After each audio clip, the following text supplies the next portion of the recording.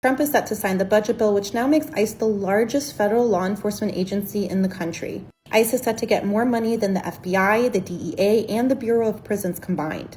Trump's new bill gives ICE $45 billion just for detention. That's enough to lock up more people than the entire federal prison system. On top of that, immigration fees have gone up. If you want to receive a work permit for the first time based on pending cases that previously were fee exempt, you now have to pay a fee. If you miss an immigration court hearing because your car breaks down, that's a $5,000 penalty. And the thing is, the people who are getting rich from this are private prison companies, contractors, charter airlines. Almost every deportation flight is operated by a private company.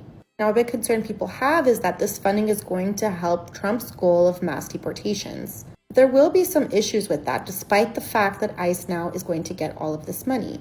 The first big issue is manpower. The DHS secretary said she wanted to add about 10,000 ICE officers to the ICE roster, but hiring to that level could take many years. Not to mention that, generally speaking, law enforcement has a shortage of individuals doing these jobs. In fact, every police department in the country right now is having a hard time finding officers to fill those positions. So because they can't directly hire, the government will probably have to rely on private contractors. And also, trying to reach the goal of 1 million deportations is very challenging. The highest number of deportations that we ever had from the interior of the United States was in the year 2009 when Obama was president. At that time, in one fiscal year, we had 239,000 individuals deported from the United States. And that was also at a time when state and local governments almost universally cooperated with ICE. There were really no sanctuary policies in place at that time.